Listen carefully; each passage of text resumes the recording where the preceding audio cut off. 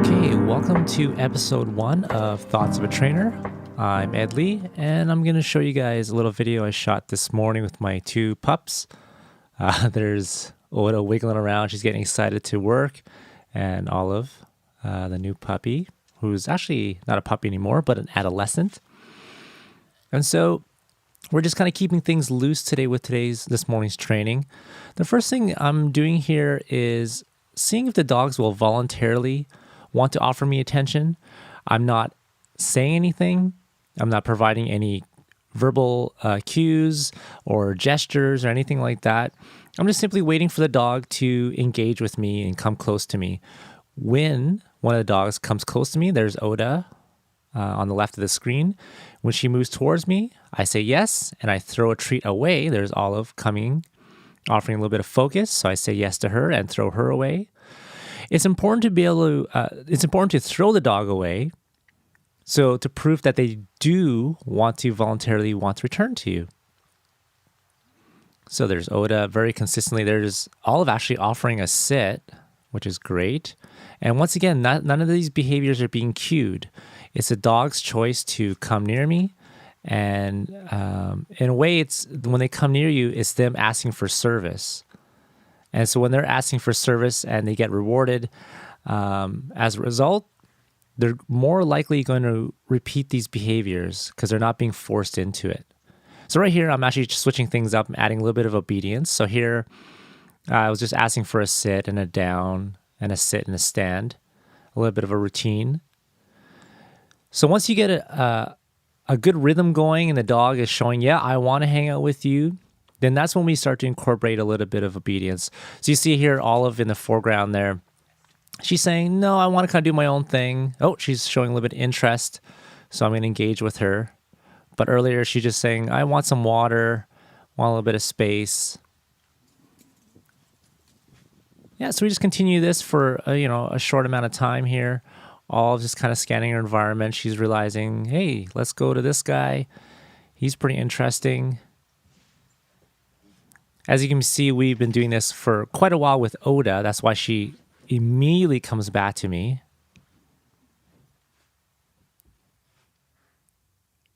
And just continuously throwing her out. So even though I'm approaching Olive, and I'm just waiting for her to offer me eye contact. Something simple. I move back a bit just to excite her. She's showing a close sit, which is awesome. And once again, none of this is being cued. She's offering it because she sees it as an opportunity to engage with me.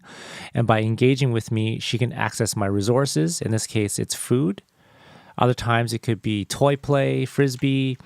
It could also be just simply wrestling or playing tug, something of that nature.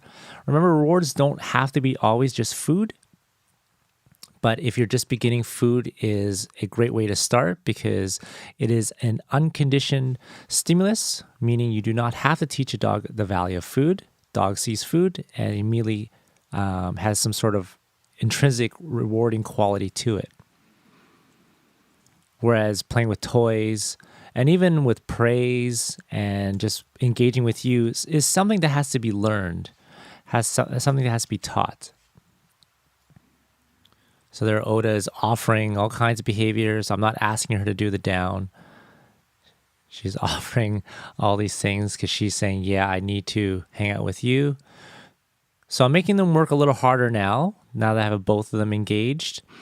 We're going to see if we can do a little bit of loose leash walking. And yes, I know there's no leash attached to them, but the point is that we're rewarding them for staying engaged and being by my side. So when it is time to attach a leash, there's no difference. The leash is not the device that is telling them where to go. It's their voluntary desire to be by my side. And this is the way we need to approach loose leash walking, is can you get your dogs to engage with you by your side voluntarily? If they can, then that's when we start to attach the leash. So Olive is saying, yeah, enough of you. So she's moving away. I'll stay and go engaged with Oda here. So, we're going to start to get to a little more goofy stuff because she's saying, I need a little more stimulation. So give a little reverse spin there, some boings, some between the legs. backing up, and just a little bit of agility type stuff. See if she can maintain that focus while, doing quick movements, stepping up on the legs. So Olive is saying, hey, this is pretty fun. And once again, it's not cute. She just came in on her own. She sees it as an opportunity. I did signal a down there. I'm still doing it. So now I'm combining the worlds of voluntary with also a little bit of structured obedience. Because not only do you want your dog to initially be able to offer these behaviors voluntarily, but you want to make sure that you can also cue them when you need the desired behavior. So we're just going for a little stroll now. And when Olive wants to disengage because something in the environment is getting her curiosity, I just leave her alone and wait for her to offer that tight focus on her own. So now I'm signaling to the girls, all done, and see how they immediately both just go and sniff the area. So that's an important thing to have in place as well. The all done cue or free cue means that you are unavailable, and so the dogs will go and do their own things, go do dog stuff. So once again, they're coming back to me and they're saying, hey, let's keep doing that. That was awesome. We miss you. So I just asked them if they want to work. And that's a consistent phrase I use is, do you want to work? Signaling that we're going to do some fun stuff. So now Olive is very engaged. She is giving me a very close sit. So I was throwing her out to see if she'll come back to offer me focus again. And Oda's offering a bunch of stuff here because she's saying, yeah, let's do this. She's doing a bunch of sits and stands, and then I'm going to reward her accordingly, throw the puppy out, just to prove that the puppy will bounce back to engage. And now the puppy's doing her own thing. I'm going to just do a little bit of obedience stuff with Oda. So this is us practicing a little bit of healing.